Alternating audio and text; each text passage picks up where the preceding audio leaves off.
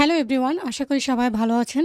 তো এই ভিডিওতে আমরা জেনে নিব রিয়েক্ট টেমপ্লেট কীভাবে আসলে সাবমিট করতে পারি এবং রিয়েক্ট টেমপ্লেটের সাবমিশনের জন্য আমাদের কী কী প্রয়োজন, অ্যান্ড আমরা চেষ্টা করব জেনে নেওয়ার জন্য রিয়েক্ট যে ফাইলটা আমরা ক্রিয়েট করছি সেটার জন্য আমাদের কী কী প্রসিডিউর ফলো করা উচিত। তো ধরে নিচ্ছি আপনি আপনার প্রোফাইলে লগ ইন করে রেখেছেন। লগ ইন করে আপনার প্রোফাইল থেকে ডান দিক থেকে যাবেন আপলোডে গিয়ে সিলেক্ট ক্যাটাগরি হচ্ছে সাইট টেমপ্লেট। রিয়েক্টের জন্য আলাদা করে কোনো ক্যাটাগরি নাই এবং এটা সাইট টেমপ্লেটের আন্ডারে, সো আমরা দিব হচ্ছে সাইট টেমপ্লেট ক্যাটাগরি। তারপর অ্যাগেইন সাইট টেমপ্লেট যেভাবে সাবমিট করতে হয় সেই বিষয়গুলো আমাদের ফলো করতে হবে। একটা নেম দিতে হবে, কি ফিচার দিতে হবে, ডেসক্রিপশন দিতে হবে, আর হচ্ছে ফাইলগুলো এখানে so thumbnail, theme preview, main file, তো এগুলো আমরা দিয়ে দিব। Thumbnail, preview, main file. এখন থাম্বনেইলটা আসলে কি, তারপর প্রিভিউ ইমেজটা আমাদের লাগবে। প্রিভিউ ইমেজটা হচ্ছে এই যে প্রিভিউ ইমেজটা আপনি দেখতে পাচ্ছেন প্রত্যেকটা নামের সাথে এবং প্রত্যেকটা টেমপ্লেট আইটেমের সাথে, এটা হচ্ছে প্রিভিউ ইমেজ। সো এটা আমাদেরকে অবশ্যই দিতে হবে। এটার সাইজ হতে হবে 590x300। আর ফাইল নেমগুলো যে 01, প্রিভিউ নেমটা দিচ্ছি হচ্ছে 01_jpg, এবং প্রিভিউ 2 যদি আরও কোনো জেপিজি ফাইল থাকে সেগুলো আমরা 02_03_ এইভাবে নামকরণগুলো করব। জেপিজি অথবা পিএনজি হতে পারে, সমস্যা নেই, বাট আমরা অবশ্যই এইভাবে নামকরণগুলো করব। সেগুলোকে জিপ ফাইল আকারে করতে হবে। এবং মেইন ফাইলটা আসলে কী কী থাকবে, মেইন ফাইলটা থাকবে হচ্ছে আমাদের রিয়েক্টের যে ফাইলটা এবং সেটা, এবং হচ্ছে ডকুমেন্টেশন যেই ফাইল সেটা। তো আমরা ধরে নিচ্ছি আপনি একটা নাম দিয়েছেন, ওকে ফাইন। তারপর হচ্ছে কি ফিচারগুলো দিবেন। কি ফিচার কোনগুলো, আমরা যদি একটা টেমপ্লেট ওপেন করি, যেমন HTML, আচ্ছা রিয়েক্ট লিখে সার্চ করি, রিয়েক্ট HTML দিলে HTMLগুলো চলে আসবে। এখানে ডান দিকে এই যে এরকম 3টা ফিচার দেখাচ্ছে, এটাই হচ্ছে কি ফিচার। এই কিওয়ার্ড, এখানে কিওয়ার্ডের কিছু বিষয় থাকে। কিওয়ার্ড ফ্রেন্ডলি যদি হয় আপনার টেমপ্লেটটা সেল হওয়ার সম্ভাবনা বেড়ে যায়, এবং টাইটেলটা ওরকমভাবেই ইউজ করা উচিত। তো আপনার যে ক্যাটাগরি থাকবে সেই ক্যাটাগরি অনুযায়ী আপনি কিওয়ার্ডগুলো বসাবেন। 3টা কিওয়ার্ড এখানে দিবেন। তারপর ডেসক্রিপশনটা হচ্ছে এই প্রোডাক্টটা ওপেন করার পর আমরা হচ্ছে প্রোডাক্টের বেশ কিছু ডেসক্রিপশন দেখতে পারবো। এরকম ডেমো ইমেজ ইউজ করতে পারবো। তারপর হচ্ছে এখানে অনেক বেশি ডেসক্রিপশন ইউজ করে ফেলেছে, তো আমি অন্য কোনোটায় যাই নতুন। তো এখানে যে ডেসক্রিপশন রয়েছে প্রোডাক্টের ডেসক্রিপশন, তো এই ডেসক্রিপশনটা আপনাকে HTML-এ করে ফেলতে হবে। তো এই বেসিক HTML-টা আপনি শিখে নিতে পারেন, কীভাবে হেডিং ইউজ করতে হয়, কীভাবে স্ট্রং ওয়ার্ড করতে হয় সেই বিষয়গুলো। তারপর হচ্ছে ইমেজটা অ্যাড করে নিতে হবে। ইমেজটা যে কোনো কোথাও রেখে সেই ইমেজের ডিরেক্টরি বা লোকেশনটা আমরা বসিয়ে দিব। তো এরকম খুব সুন্দর করে ডেসক্রিপশনটা যদি দেই, এটা কিন্তু সেল হওয়ার সম্ভাবনা বেড়ে যায়। সো আপনি চেষ্টা করবেন এরকম কাউকে দিয়ে করিয়ে নিতে, অথবা আপনার যদি ফিগমা নলেজ ভালো থাকে, PhD নলেজ ভালো থাকে, তাহলে আপনি এরকম ছোট ছোট পার্ট করেও কিন্তু বসিয়ে নিয়ে করে ফেলতে পারেন। তো এইগুলো হচ্ছে ডেসক্রিপশন। তো ডেসক্রিপশনটা আমরা করবো HTML-এ। ধরুন আপনি ভিজুয়াল কোডে গিয়ে বা আপনার টেক্সট এডিটর যেটাই থাকে সেটাতে গিয়ে আপনি আপনার ডেসক্রিপশন হেডিংটা দেবেন HTML ট্যাগ ইউজ করে অবশ্যই। তারপর P ট্যাগের মাঝখানে আমরা ডেসক্রিপশনগুলো দিতে পারি। কোনো ওয়ার্ডকে বোল্ড করার জন্য আমরা স্ট্রং ট্যাগ ইউজ করতে পারি। পাশাপাশি ওই যে ইমেজের ডেসক্রিপশন যদি ইমেজ আকারে দিতে চাই, ধরুন আমি কোথাও গুগল ড্রাইভে ইমেজটা বসিয়েছি, ওই লিঙ্কটা এখানে ইমেজ ট্যাগের ভিতর আমরা বসিয়ে দেবো। তো একদম বেসিক HTML-টা আপনি অবশ্যই দেখে নেবেন।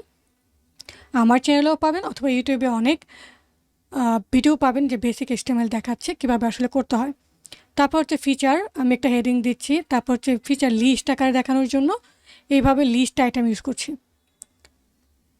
তো এইভাবে কিছু বিষয় আপনি করে নিয়ে তারপর এখানে কপি করে নিয়ে আপনি আপনার যে আইটেমটা আপলোড করতে সেখানে বসিয়ে দেবেন। সিম্পলি বসিয়ে দেবেন, আর কিছুই করতে হবে না। তাহলে হেডিংয়ের একটা স্টাইল পেয়ে যাবে, টেক্সটের একটা স্টাইল পেয়ে যাবে, ওরকম পেয়ে যাবে। তারপর ফাইলটা আমরা প্রিপেয়ার করে রাখলাম।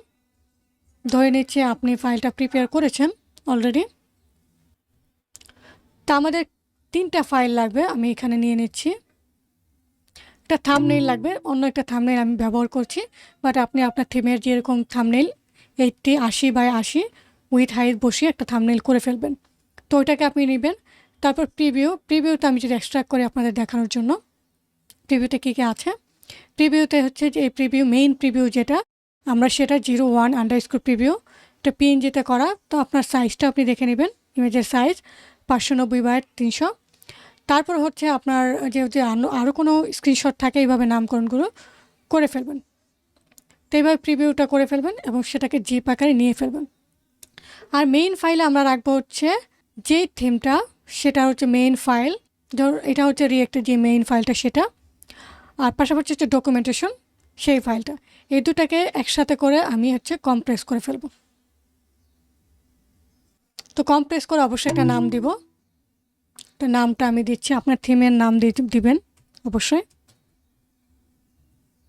তো এইভাবে আপনি ওই নামকরণটা করে ফেলবেন। তাহলে মেইন ফাইলগুলো কিন্তু হয়ে গেল। হ্যাঁ, আমরা এটা সরিয়ে দিচ্ছি। আমাদের লাগবে হচ্ছে থাম্বনেইল, প্রিভিউ এবং এই ফাইলটা। আরেকটা লাগবে হচ্ছে লাইভ ডেমো। তো লাইভ ডেমোটা করার জন্য আপনি ফ্রি হচ্ছে ভার্সেল ইউজ করতে পারেন, রিয়েক্টের জন্য ভার্সেল। আরও কিছু সাইট রয়েছে যেখানে আপনি ফ্রি ডেমো করতে পারবেন, লাইভ করতে পারবেন। তো সেখান থেকে আপনি করতে পারেন অথবা অন্য কোনো ওয়েতে করে ফেলবেন। অবশ্যই একটা লাইভ ডেমো আমাদের লাগবে। তো আমরা এখান থেকে চুজ করে দেব ফাইলগুলো।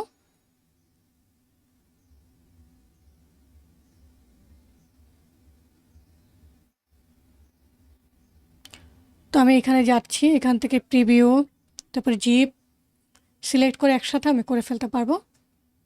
ওপেন করে দিয়ে দিচ্ছি। তো এগুলো আপলোড হয়ে গেলে আমি এখানে চুজ করে দিব আমাদের কোন কোন জায়গায় কোন কোন ফাইলটা বসবে। যেমন থাম্বনেইলটা সেভ হয়ে গিয়েছে, তো আমি থাম্বনেইলটা বসিয়ে দিব। তারপর প্রিভিউটা যদি হয়ে যায়, মানে এখানে 100% হতে হবে, প্রিভিউর জন্য আমি এখানে দেখিয়ে দিচ্ছি।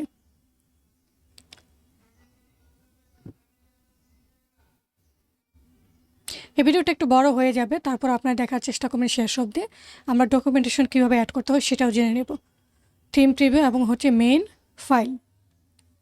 তাই হয়ে গেল আমাদের বিষয়গুলো। এখন আমরা ক্যাটাগরিটা চুজ করব। ক্যাটাগরিটা অবশ্যই আপনি বুঝে শুনে চুজ করবেন। রং ক্যাটাগরিতে গেলে সেল হওয়ার সম্ভাবনা কমে যায়। তো আপনার যদি টেমপ্লেট হয় পোর্টফোলিও টাইপের, অবশ্যই আপনি ওই ক্যাটাগরিটা দেখে সিলেক্ট করে দেবেন। হাই রেজলিউশন কেনা ওকে।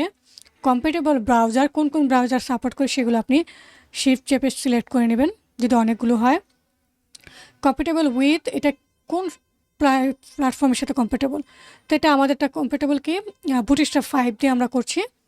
সো আমরা এখানে দেবো হচ্ছে বুটস্ট্র্যাপ 5। তারপর রিয়েক্ট জেএস, যেহেতু রিয়েক্ট টেমপ্লেট, সো আমরা এইভাবে সিলেক্ট করে দেব। ওকে, তারপর কী কী ফাইল আমরা ইনক্লুড করছি সেগুলো আমরা দিয়ে দিব। যেমন জেএস ফাইল তো থাকে, তারপর HTML CSS ফাইলও থাকে, তারপর আপনি যদি PSD ফাইল থাকে সেটা আপনি চুজ করে দিতে পারেন। কলাম দেব হচ্ছে 4 কলাম, অবশ্যই রেসপন্সিভ লেআউট এবং আপনার ডেমো ইউআরএলটা এখানে বসিয়ে দেবেন। আর টেক্সটটা হচ্ছে কিওয়ার্ডগুলো অবশ্যই আমাদেরকে বুঝে শুনে দিতে হবে। এগুলো সেল হওয়ার ক্ষেত্রে কাজে দেয়, অন পেজ ইস্যু যেটাকে আমরা বলি সেখানে। তো প্রত্যেকটা কিওয়ার্ড আপনাকে কপি করে এখানে বসিয়ে কমার করে এইভাবে আসলে এই প্যাটার্নে দিতে হবে। আপনি যদি দেখেন কমা দিয়ে একটা স্পেস, তারপর আবার ওয়ার্ডটা লিখে তারপর কমা, তারপর আবার স্পেস দিয়ে এইভাবে কিওয়ার্ডগুলো বসাতে হবে। এবং কিওয়ার্ড লিমিটটা হচ্ছে 15টা কিওয়ার্ড আপনি বসাতে পারবেন। তারপরে যেই টেমপ্লেট, সেই টেমপ্লেটের আপনি যদি ব্যাকে যাই, সরি ওপেন করি আমরা আবারও, এইখানে গিয়ে ডান দিকে যে আমরা ট্যাগগুলো দেখতে পারবো। তো আমরা ওইভাবে বুঝে শুনে আমাদের ট্যাগগুলো বসিয়ে দেবো, কিওয়ার্ডটা রিসার্চ করে বসাবো। এবং ডেসক্রিপশনটা ক্রিয়েট করার সময় একটু রিসার্চ করে নিব। তো এগুলো ওয়ান পেজ ইস্যুতে খুব কাজে দেয় এবং ইউজারের ক্ষেত্রেও, কেনার ক্ষেত্রেও খুব সুবিধা করে। সো আপনি অবশ্যই এই কিওয়ার্ডগুলো নিয়ে তো 15টা কিওয়ার্ড এখানে বসাবেন। অবশ্যই আপনি আইটেমটাকে সাপোর্ট দিবেন। তারপর আইটেম প্রাইসটা অবশ্যই আপনাকে একটু বুঝে শুনে করতে হবে। ধরুন আপনার টেমপ্লেট যেটা হচ্ছে ওয়ান পেজ টেমপ্লেট, সো সেখানে আপনি যদি ওভার প্রাইস করে দেন তাহলেও কিন্তু কেউ কিনবে না। সো আপনি ওইভাবে আপনার মতো করে সুবিধা অনুযায়ী ওইভাবে দিবেন। এখানে দেখবেন আসলে আপনার এই ধরনের টেমপ্লেটে কীভাবে আসলে প্রাইসিংটা দিচ্ছে মানুষ। যেহেতু কম্পিটিটর আপনার এখানে, তো ওই কম্পিটিটর অ্যানালাইজ করে আপনার ওই প্রাইসটা বসাতে হবে। তো মাল্টি এক্সটেন্ডেড যে লাইসেন্স, এক্সটেন্ডেড লাইসেন্সটা হচ্ছে মূলত এটা, রেগুলার লাইসেন্স এবং হচ্ছে এক্সটেন্ডেড লাইসেন্স। তো আপনি বেশি দিতে পারেন, সমস্যা নেই, বাট আপনার পারসেপ্টে যেটা ভালো মনে হয় সেটা আপনি দেবেন। এখানে কোনো বাউন্ডেড নাই, বাট আপনাকে খেয়াল রাখতে হবে যে বায়ার ফি আপনি যেটাই দেন এখানে প্রায়, সেটার সাথে বায়ার ফি 200 অ্যাড হবে। তো আইটেম ফিটাও যেটাই দেন তার সাথে বায়ার ফি $4 অ্যাড হবে। তো তো মেইন প্রাইস মূলত এটাই দেখাবে যে $18 এবং এক্সটেন্ডেড লাইসেন্সের প্রাইস $320। তো আপনি যদি প্রাইস আর্নিংটা করতে চান এখান থেকে আপনি দেখে নিতে পারেন। অ্যান্ড অ্যাগেন রিভিউয়ারকে যদি আপনার কমেন্ট থাকে কোনো, সেই কমেন্টটা আপনি এখানে করে ফেলতে পারেন। ধরুন আপনার কোনো HTML টেমপ্লেট অ্যাপ্রুভ করা আছে, আপনি তাকে বলে দিতে পারেন যে আমার HTML টেমপ্লেট অ্যাপ্রুভ করা আছে বা ওয়ার্ডপ্রেস থিম আছে অ্যাপ্রুভ করা, জাস্ট এখানে বলে দিতে পারেন। তো এটা করলেই যে আসলে রিভিউয়ার আপনাকে অ্যাপ্রুভ করে দেবে বিষয়টা এমন না, বাট আপনি তাকে জানাতে পারেন আর কি। আর যদি কিছু বলতে না চান, ওকে ফাইন, তারপরে চেকমার্ক চেক করবেন এবং এর আগে আপনি অবশ্যই চেক করবেন যে সবগুলো ঠিকঠাক বসেছেন কিনা। আর সবগুলো যদি ঠিকঠাক না বসান তাহলেও কিন্তু আপনাকে আপলোড করতে দেবে না। তারপরও আপনি দেখবেন যে আপনি যেরকম চাচ্ছেন সে নাম কি ফিচার এগুলো একটু বসেছেন কিনা দেখে নেবেন। অ্যাগেইন হচ্ছে তারপর হচ্ছে আপলোডে চাপ দিবেন, সেটা আপলোড হয়ে যাবে যদি সব ঠিকঠাক থাকে। এই হচ্ছে মূলত আমাদের আপলোড প্রসেস। তো আমরা অনেকে প্রশ্ন করে থাকি যে ডকুমেন্টেশনটা আসলে কীরকম হওয়া উচিত, ডকুমেন্টেশনে কী কী থাকা উচিত এবং আমাদের টেমপ্লেটটা আসলে কী ধরনের বিষয় রাখা উচিত যখন আমরা রিঅ্যাক্ট টেমপ্লেটটা রেডি করছি। তো আমরা নেক্সট ভিডিওতে ওই বিষয়গুলো একটু জেনে নেব। তো ধন্যবাদ সবাইকে, দেখা হচ্ছে পরের ভিডিওতে।